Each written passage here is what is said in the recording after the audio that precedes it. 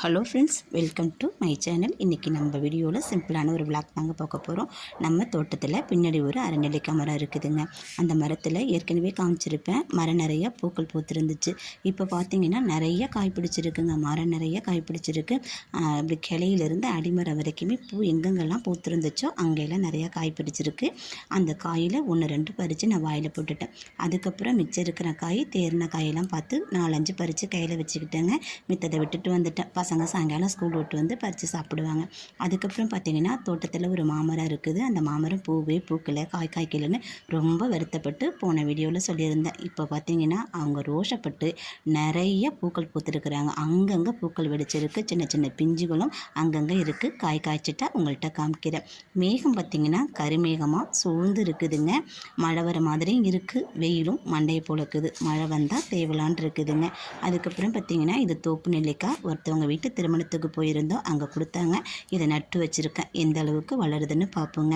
அதுக்கப்புறம் பார்த்திங்கன்னா ஏற்கனவே கீரை விதைச்சிருந்தேன் பார்த்திங்களா ஒரு டப்பாவில், அதெல்லாம் ஓரளவுக்கு வளர்ந்து வந்திருக்கு. அதில் கொஞ்சம் போல் கீரை பிடுங்கிக்கிறேங்க. மதியானம் கீரை துவட்டிக்கலாம், புளிக்குழம்பு வைக்கலான்னு சொல்லிட்டு ஒரு பிளான். கொஞ்சமாக பறித்து நம்ம துவட்டிக்க வேண்டியதான். அது மாதிரி சிவப்பு கீரையில் கொஞ்சம் போலையும் இந்த டப்பாவில் போட்டு வச்சுருந்த கீரையிலையும் விளைஞ்சிருக்க கீரையாக பார்த்து கொஞ்சமாக பறித்து எடுத்துக்கிட்டேன். அதுக்கப்புறம் பார்த்திங்கன்னா தோட்டத்தில் நட்டு வச்சுருந்த கத்திரிக்கண்ணில் ஏற்கனவே 2 டைம் காய் பறிச்சிட்டேங்க. இது 3ஆவது டைம் காய் பறிக்கிறேன்.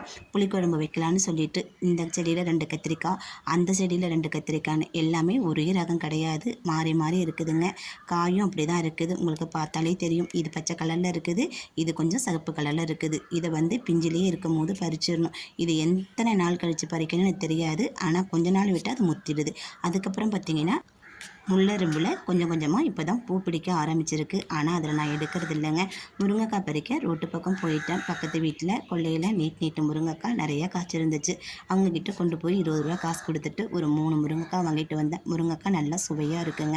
அதுக்கப்புறம் இது சிவப்பு கீரையும் நம்ம தோட்டத்தில் வச்சுருந்த பச்சை கலர் கீரை அரைக்கீரையுமே 2 பொரியலுக்கு தகுந்த மாதிரி பிடிங்கி எடுத்துகிட்டு வந்தாச்சு. கத்திரிக்காயும் முருங்கைக்காயும் போட்டு புளிக்குழம்புங்க. இந்த பாவக்காய் கடையில் வாங்கிட்டு வந்தது.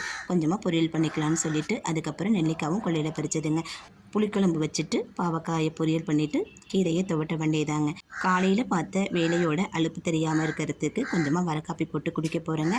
அதில் கொஞ்சம் போல் இஞ்சியும் ஒரே ஒரு ஏலக்காயும் தட்டி போட்டிருக்கேன். இது கூட நாட்டு சர்க்கரையோ இல்லை வெல்லமோ சேர்த்து குடிக்கும்போது கொஞ்சம் ரிலாக்ஸாக இருக்கும். வீடியோ பிடிச்சா லைக் பண்ணுங்கள், சேனலை சப்ஸ்கிரைப் பண்ணி சப்போர்ட் பண்ணுங்கள். நன்றி.